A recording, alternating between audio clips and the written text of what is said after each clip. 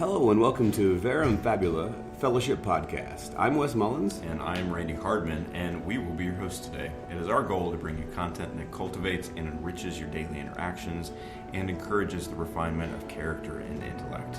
The terrain we cover ranges from literature to philosophy to theology. It is our hope that through these lenses we can offer insight to the human experience and the human condition that is empowering and transformative. Verum Fabula Fellowship is located in the beautiful town of Wilmore, Kentucky, and the podcast takes place at Drinklings Roastery on Main Street. This is also where the fellowship meets regularly and where members are encouraged to present new thoughts and ideas, engage with interesting and important topics in discussion seminars, and interact with and listen to keynote speakers invited in to challenge us intellectually and spiritually. It is a true intellectual collective. Please rate this podcast on iTunes, and if we've said things that are helpful, be sure to tell your Lewis and Tolkien friends about us. With no more ado, here we go. Further up and further in. All right, everybody, this is Wes Mullins and Randy Hardman. And we are here with Verum Fabula Fellowship Podcast. This is more of what we call the Jack and Beren show, where Randy and I, the co-founders of Verum Fabula Fellowship, get together and just kind of riff on daily life, Jack and Beren. Also, we go over some of the stuff that maybe we could concentrate a little more on with the meetings we have on Mondays. There might be something that we didn't get to talk about or we feel like was really more important and want to go into more depth on it. There's always something after you've solved the world's problems, you have to go back and debrief the next day. Yes. So yeah. That's what we're doing here. This is the debrief. This is the walking it back and breaking it down for you.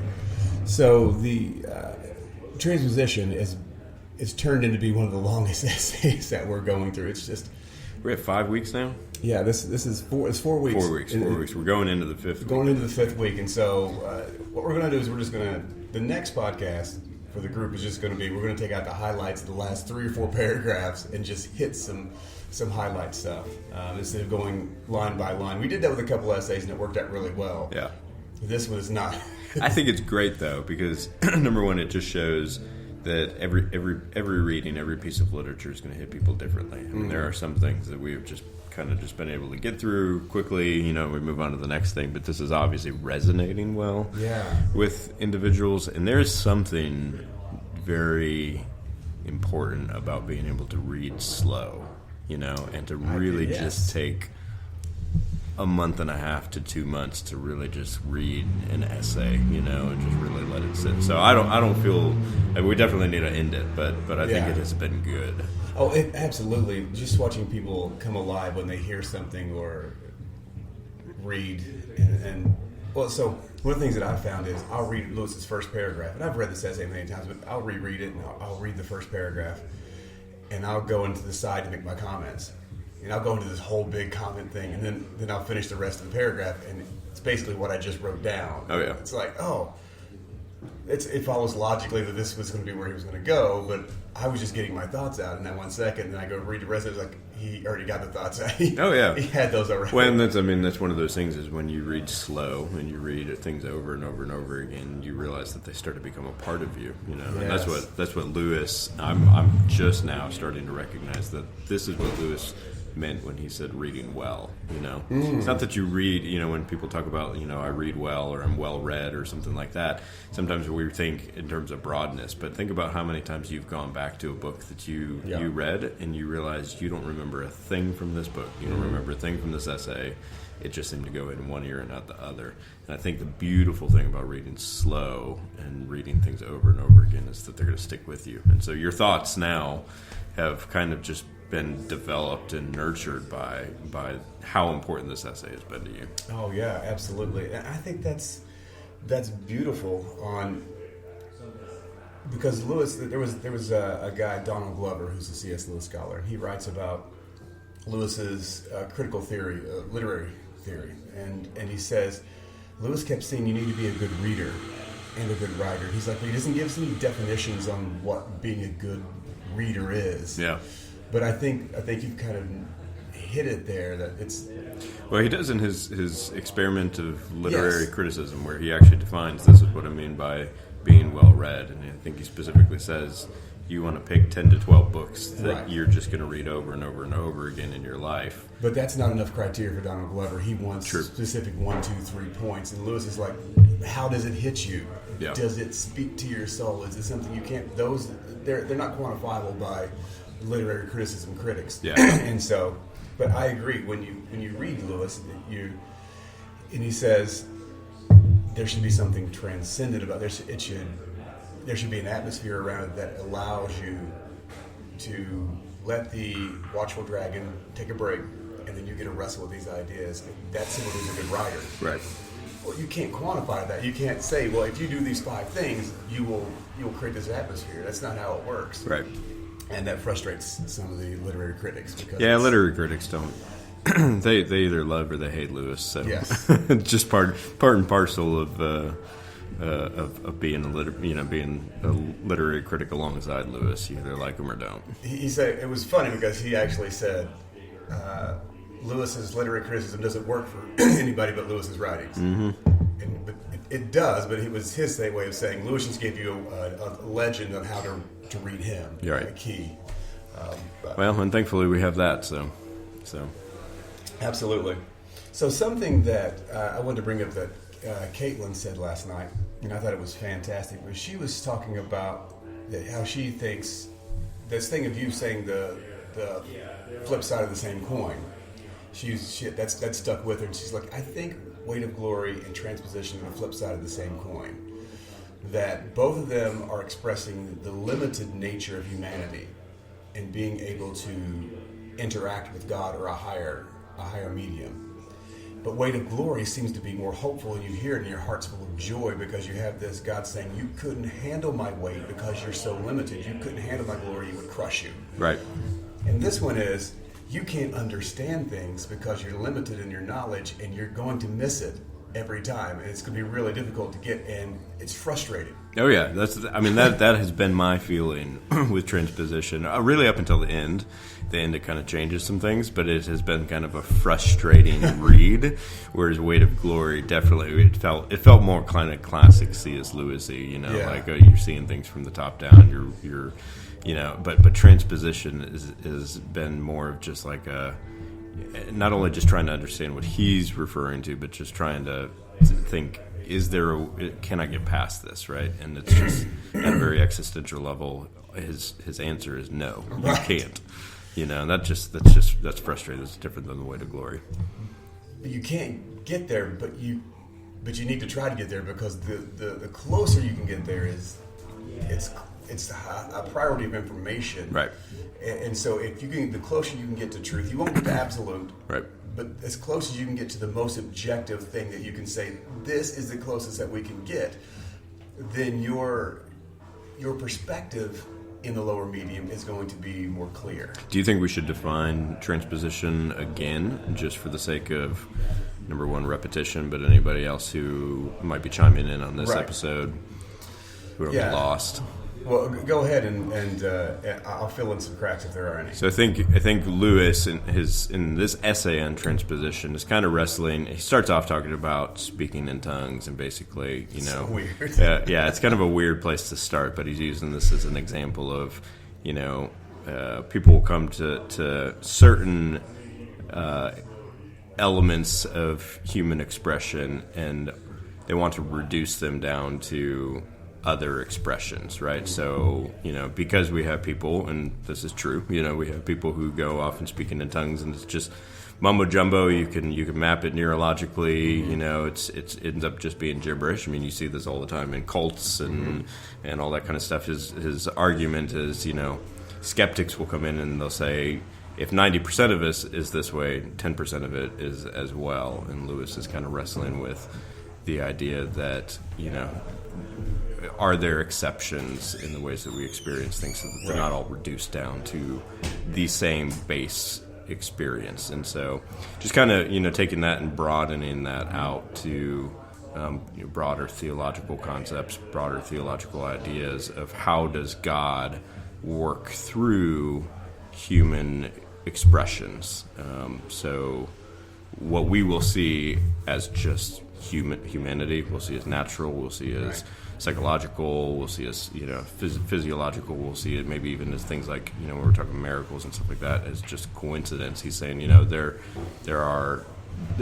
we can always reduce something.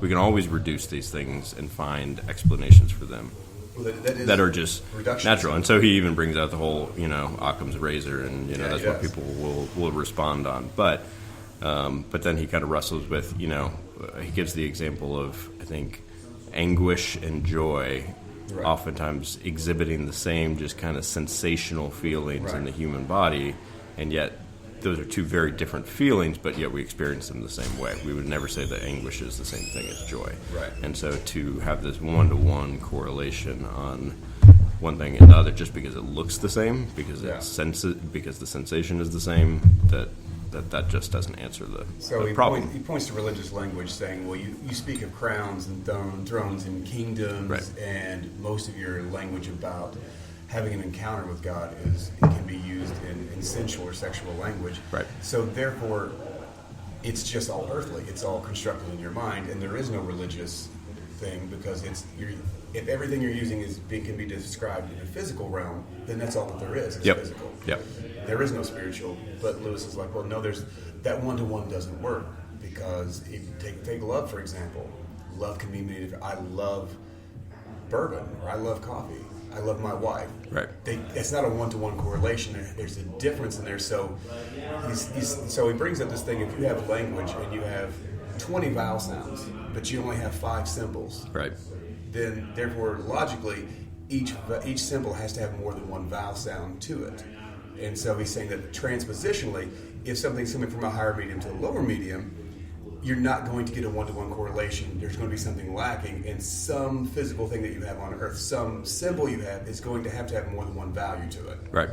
And so that's the basic premise behind this. And once you see that, you really can't unsee it. Oh yeah, I mean the analogy of an orchestra being reduced to a piano. Yes. And then having the person who has never actually ever experienced what an orchestra is, they don't know what all these other instruments is, and they say, well, I've just heard this on the piano, therefore that this is all that this is just, no other instruments exist. No other instruments exist, and the point of the believer is to or the point of being human is to open yourself up to the reality that there may be things that truly exist beyond kind of the ways that they have been reduced, to our understanding. Does that make sense? Yeah. So what I love is no matter what argument Lewis poses, even this is 1949 when he wrote this, so he hadn't written Narnia, he hadn't written other things, but yet you pull a thread in Narnia and it'll pucker in transposition. And Mere Christianity, he also has the argument for desire. If I have a desire on this earth that cannot be satisfied in this world, it must be that I was meant for another world. And what he's saying is you have a sexual desire, you have hunger, you have thirst, you have rest. You have all these desires, and they can all be satisfied. But then you have this deep longing inside of you for more, and immortality, and you have all these deep desires for even greater, and nothing on earth can satisfy this. Well, it's logically follows that there is more. Right. That maybe I was meant for more. Maybe this is not the end. And so it doesn't get you to the Christian God. It doesn't get you anywhere but this transpositional understanding that there's a higher medium, and that transpositionally I can't see it because I'm a two-dimensional character. I can't see the third dimension. Right. But the third dimension can come into the second dimension and say, hey, there's more. Yeah. And so he pulls up a piece of paper and says, this is the right angle. And you're like, well, here's this drawing. It's like, this is the right angle. No, this is a road.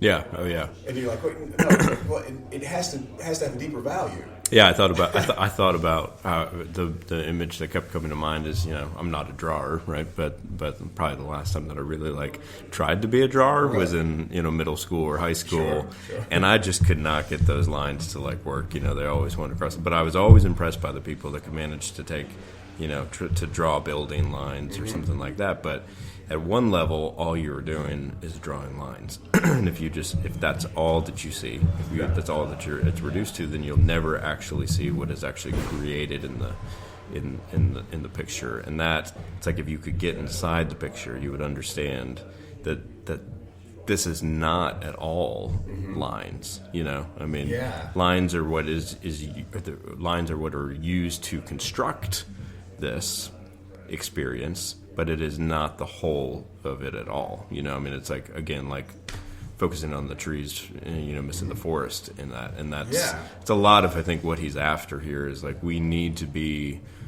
creatures who are able to get beyond the lines, get beyond the reductionist levels of human experience, and recognize that sometimes things are constructed in a way, if we don't see beyond the constructions, we're going to miss the bigger portrait that's developed. And that gets into the whole argument of atheism and reductionism and naturalism. And as I was thinking last night when reading Transposition, we were talking about it, that he's going to talk. The next part, he's going to talk about the brain. He's going to talk about the brain and your mind, right? And how they're different. So naturalism says that your brain came about by one of two things: by chance, or by random processes, right? And what he's going to say is, if your brain came to that conclusion, there would be no way that your brain could come to understand that it was by chance or by randomness. Right. Because randomness has no order. Right. The only way to come to conclusions, logical conclusions of things, is if there is an ordered process and a priority of information that something has a higher value than something else, something in its proper place actually means something different. And so in order for your brain to come to the conclusion, this is an illusion, or I'm involved by random processes, one, you couldn't trust it. But the other is, if it was actually true, it actually takes away the argument that it's random. Right. It's self-defeating. It's self-defeating. Self-defeating. And this is an argument that Lewis uses all of the time. He uses it in Mere Christianity. I've just been reading some God in the Dock, and he comes back to this as well. And this is one of his basic rejections of naturalism, is just to say it's self-defeating. If it's all chemical properties, or if it's all deterministic, there's no reason for us to actually trust it, to have faith in it. Well, the other one I love is when he says that if the universe has no meaning, we should have never come to know that it had no meaning. Like a creature being born blind, coming to understand such a thing as dark. Right. Logically, there's no way to come to that conclusion.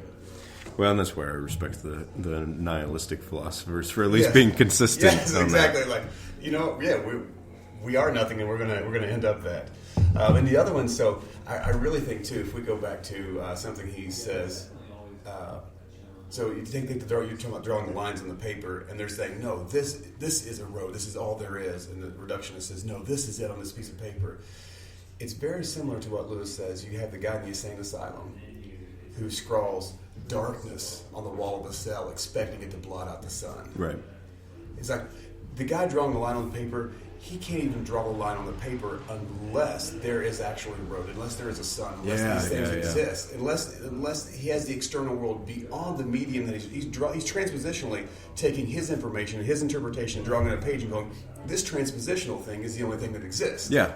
But he can't do it without the higher medium around him. Yeah, if you've never seen a road before, there's no way in the world that you would actually draw a road and describe it as a road. It would just be lines. It would be just a And so this is in some sense where, I don't know, maybe he kind of even flirts with presuppositionalism at this point, where it's like you almost need to experience this and understand this and have this vision of things before you can actually truly see it.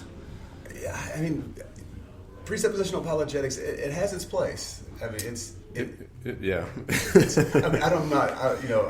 I'm not a big fan of Teal, but No, I listened to Bonson, early on, and it's like, okay, I can see where you're coming from. Yeah.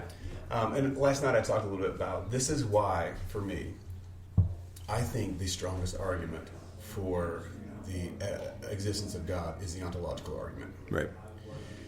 It's impregnable.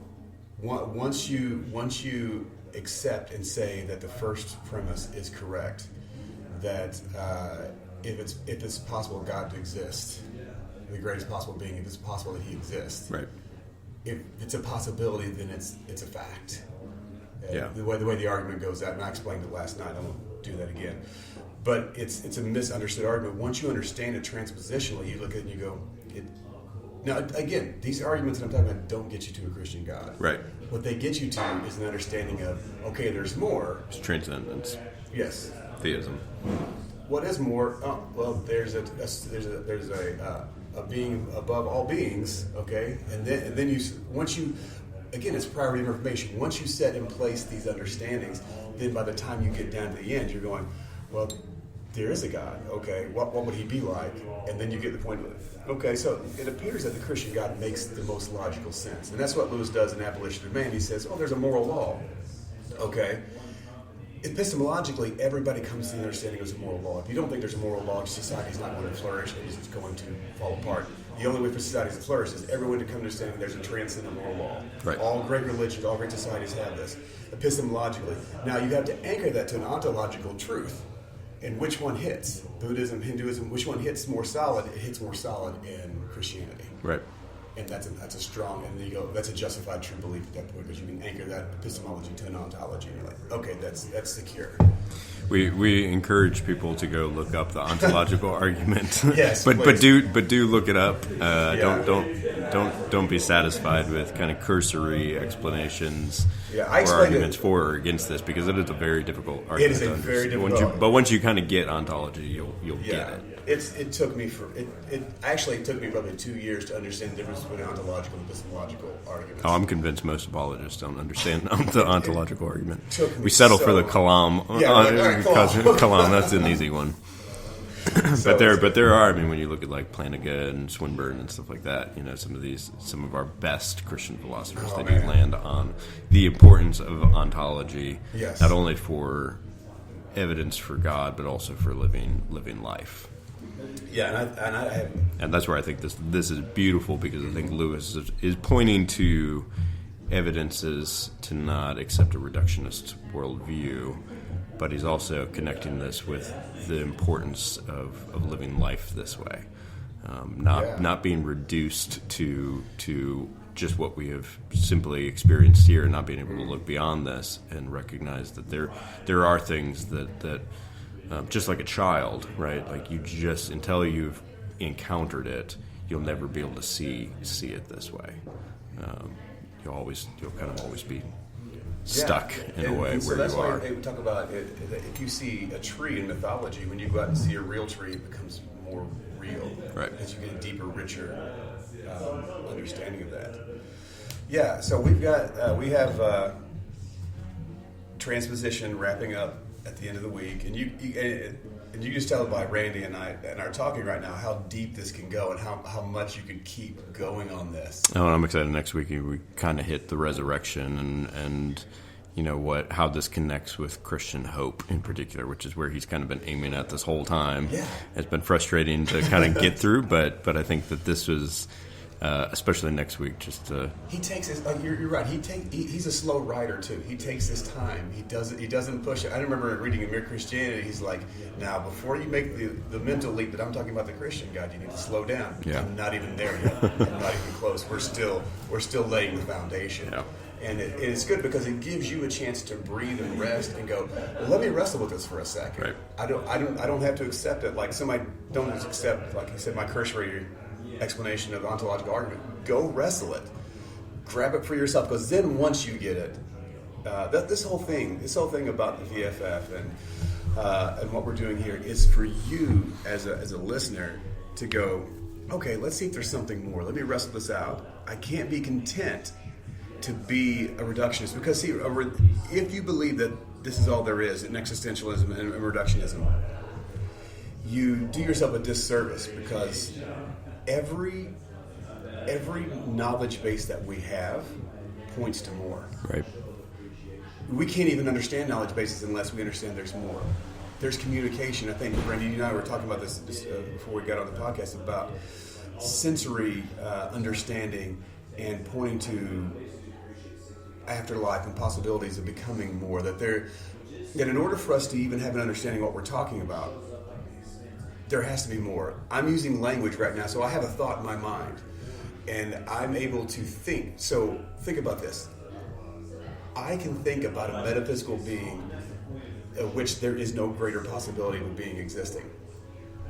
There's nothing on this earth scientific or sensory that should allow me to have a thought like that. Yeah. There's nothing I've experienced. There's nothing in this world that says I can even understand eternality or immortality. I don't experience it. So right. How could I come to that conclusion unless there was something transcending that I can actually tap into? There's some sort of, my consciousness allows me to go beyond the bounds of a reductionistic, naturalistic framework. Right. I can, with my mind, escape that framework, which is an evidence that there's more. Right. And so, when you were talking about the senses, what those senses might be like. Yeah, I mean, I think Lewis kind of touches on this in talking about transposition, but I've spent a lot of time just kind of thinking through the ways the reality, when we talk about experiencing reality, we talk about experiencing reality through senses, right? That you got touch, you got smell, you got taste, you got hearing, we got our five senses. Bruce Willis, that kid, you got six, right? Is that, we have five sensations by which we are able to know what reality is, It's one of the reasons we value like touch. If you can't touch it, maybe it doesn't. If you can't hear it, maybe it's illusionary. If you can't truly see it, maybe it's not really there. But I think when you look at, not only when you look at like scripture, right, and some of the more spiritual writings throughout history that we truly value, but even when we're looking at things like poetry, right, or music. We are tapping into the fact that there are other ways to hear, that there are other ways to see, that there are other ways to touch, there are other ways to taste, right? We talk about, tasting. We talk about tasting something in a very poetic way. We're not literally talking about tasting, love or tasting, something like that, tasting freedom, right? But we use that kind of language because we recognize that there are other ways of experiencing reality. And I think one of the arguments for really the restoration of Christianity is that when we talk about people going beyond this world into heaven, is that we still use the language of touching, hearing, seeing, tasting, speaking, and a lot of us have experienced this, with the passing of somebody that we love, is that we continue to still hear them. It's not just a memory, but that we continue to still experience them in some way. And I think with that, we have to recognize that if Scripture and our poets and our theologians and, those that really kind of touch the closest to something beyond our reductionist worldview, we have to recognize that those beyond this particular life and into another life are also having sensory experiences. So they're just very different. They're the complete maybe not the complete opposite, but different than ours. And I think that's what's, for me, it's just a matter of hope. Is that when Scripture talks about the kingdom of heaven and the kingdom of earth coming together, right? Is that we're going to see a joining of our senses into something more than we have right now, which makes me feel, again, just when we're talking about transposition, it's like, it's frustrating because, I would love two ways to hear, two ways to speak, two ways to feel, but we can't get there, but yet they exist. Right. We just have no idea what that looks like. And just for me, that's a hope. Yeah. It's a hope thing. Well, I think too, since Christians hold that the Bible is the Word of God and God's self-expression to us, He hears. Yeah. He has emotions. He touches. Right. And so you see that and you go, well, then those things transpositionally exist. Right. But it's not the touch that I touch with. It's well, not yeah, the and that I see with. I mean, if you think about touch and sight, and all of it is about knowledge. It's about coming to know something is true, not necessarily in a factual way, but very much in a relational way too. And so I think that's what it comes down to, is that our senses here are confirming that we know something is true. We experience it. Yes. We build relationships with it. Things can be known. It is the same thing in a world beyond ours, that senses are about knowledge. They're about coming to build relationship. They're about coming to know the capital T truth of something. And I think that's, when we talk about what Scripture talks about, every tongue will confess, right? It's like, well, of course we will, because our experiences will confirm for us when we have that new way of experiencing things. There won't be a way not to. It'd be like feeling a tree and saying this tree doesn't exist. Yes. That's why I love in The Great Divorce when the angel says to one of the people from hell and says, from the great town, he says, "Oh, there are no more questions. There's only answers." Yeah. And I'm just like, that's what we've longed for. We've longed for the answers. Now, if you fall in love with the questions only, then you've missed out on truth. You've missed out on the transpositional understanding, and you reduced yourself down to, well, the question is the truth, or the question is the thing. Yeah. The question's a solid thing. The answer is elusive. So the question is a solid. But when we transpositional understand that, no, the question wasn't anything, because once you have the answers, there are no questions. Yeah. You just then know and get to be in relationship, as you said, with the truth. Before we go today, I just had a question, because some of our listeners and even some of the people part of the group and things, Lewis speaks to us differently. Tolkien speaks to us differently, and so when we got this started, one of the first things you said to me was like, "I'm a Tolkien guy." Yeah. And I was like, well, I'm a Lewis guy, so this could work out. With shared overlap there. Lewis and Tolkien have yeah. such deep overlap. You can't really be a fan of one and not be a fan of the other. Right. Well, I guess they exist, but so they do. Yeah, I've heard some people say, Narnia was trash and Lord of the Rings is the most amazing thing ever. And you go, well. But so what is this like Tolkien? Like Tolkien, like who said Tolkien that? Yes. So what is this specifically about Tolkien's style or Tolkien's message that really resonates with you over Lewis? Yeah, it'll be fun to kind of like switch this question around on you next week and ask you kind of the same question about Lewis over Tolkien. But that answer has changed throughout my life. I think one of the things that Tolkien has over Lewis for certain individuals is that he has a deeper respect for the journey. And I think this is why, even amongst the Tolkien, the Lord of the Rings, Middle Earth community, everybody prefers Lord of the Rings over The Hobbit. It's just true, Yes. I even watched Stephen Colbert the other day, and said something about like, The Hobbit, right, exactly. Lord of the Rings is where it's at. And I think, I think even from extrapolating these quotes of "not all who wander are lost" as being like typical Tolkien. Now, I think people oftentimes take that particular quote, and it doesn't mean what it says. I mean, the real quote is, not all who all that is gold does not glitter. Not all who wander are lost. The old that is strong does not wither. The deep roots are not reached by the frost, right? Which is something very different than "not all who wander are lost," which seems to like romanticize just the continual journey for something. The point is like, yes, not all who wander are lost, but you need to have deep roots. You need to have security. You need to have some sort of ground, some sort of foundation. And even in Tolkien's whole literature, like, yes, there is wandering, there is journey, but there's always a journeying in a particular direction. There is always some sort of purpose that's there. And so I think for those who are wanderers in life, and that is me. I am on the Enneagram a bohemian, even by name.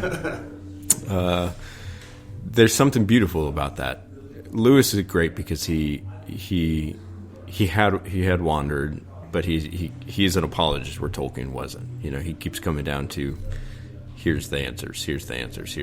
Yeah, we're going to wrestle with them, but at the end of the day, there's more theology there's not more theology. There's more like just apologetics in him than Lewis. And Lewis was just not, or Tolkien was not a big fan of apologetics necessarily. So I think for that, like that kind of as a teenager, recognizing that I was going to be a wanderer, I was attracted to Tolkien stuff. Later on in life, I think I've also seen amongst people that are true lovers of Tolkien, most of them are wounded in very deep ways, or at least a lot of that whole realm is wounded. And I think that is also what attracts me to certain things in Lewis, is that he also is wounded and he speaks to that at certain points. The magician's nephew, when he talks about the tree and bringing the apple back, and you recognize that Lewis is wrestling with losing his mother in that. And that, for me, is like one of the highest points of Lewisian literature, is that you see something in him asking this question that will never go away. It is the question that will just follow him through the rest of his life. This is why Grief Observed is so important for me, because he's asking questions that will never go away, and they just seem very different than The Problem of Pain, where he's got a lot of answers to this. And and so I think that's just for me. It's like I have experienced loss and woundings, like Frodo, that will just continue to stay with you through the rest of your life. Very much like Jacob, and being, wrestling with God and having his hip, wounded and carrying a limp through the rest of his life. Certain people find that in Tolkien. That was a long answer to that, but no, that was a beautiful answer to that. That was very, very rich. And I will point out, like, you don't see that just in Lord of the Rings. You see this actually in all of the more recent publications. This is why I love Children of Hurin. It is a tragedy. This is why the story of Kullervo is kind of readaptation from, I think it's a Finnish story, is a beautiful story. This is where you see this in Fall of Gondolin, which is very much a tragedy. And there's always these sparks of hope that are in there, but he is continually wrestling with loss in those stories. Beren and Luthien as well. Yeah, so the tragedy, Lewis does not focus on the tragedy. No, not usually. Not usually. He doesn't speak of the war. He doesn't speak of many things. After Grief Observed, he really didn't speak about joy. Right. And I think Lewis's hope is in helping people find solutions and answers. Right. And like you say, and Tolkien's is giving people a place to wrestle. Yeah. Tolkien is the existentialist. Yeah. Lewis is the rationalist. Yeah. I think that's... and I appreciate both. I don't think you should have one without the other. And I don't think either one was fully one without anything of the other. It's just one highlights one in their writings over the other. So... Man, that's a great way to end today. It was fantastic. Because that is understanding literature that moves you. That's understanding why you read it. So you've read well. Yeah, you got to identify with it, and those are the things that stick with you. Oh man!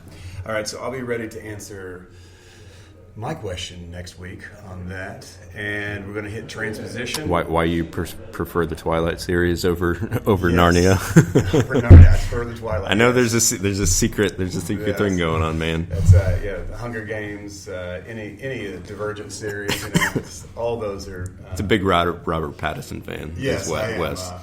I was team Edward all the way. I don't say I hate it. My wife got me watching those movies. Oh my gosh! The first one was okay, and then the other ones I didn't like them as much. I won't say I hated them, but they were entertaining, but they didn't have enough substance to ask questions that were. I kept asking questions like, "What? This doesn't make any sense." The whole thing didn't make any sense. So, I need to ask Nina some questions now that I know that she's a fan of these. Well, I'd say a fan's a harsh word. She enjoyed the entertainment of the movie. She's never read the books. She enjoyed the entertainment of the movies. Okay, so, well, for as long as she's not a book reader. No, she didn't read the novels. So yeah, there wasn't enough there for me to wrestle with. Yeah. And I like something that I can chew on and chew on and chew on and go back. Every time I go back to it, I wrestle a little bit more. There's a little something else that comes up. Honestly, this is one of the reasons that this may come as a shock, that I don't really enjoy Father Brown.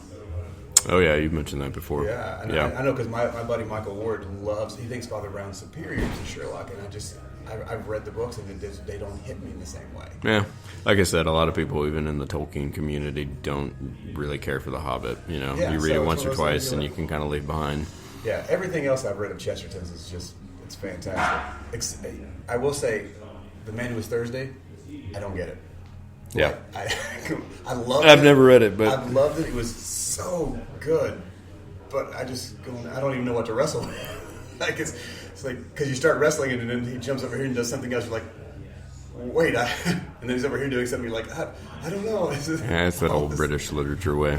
So, all right, that's all for Randy and Wes, or Jack and Beren. We'll see you guys next week. Okay, take care.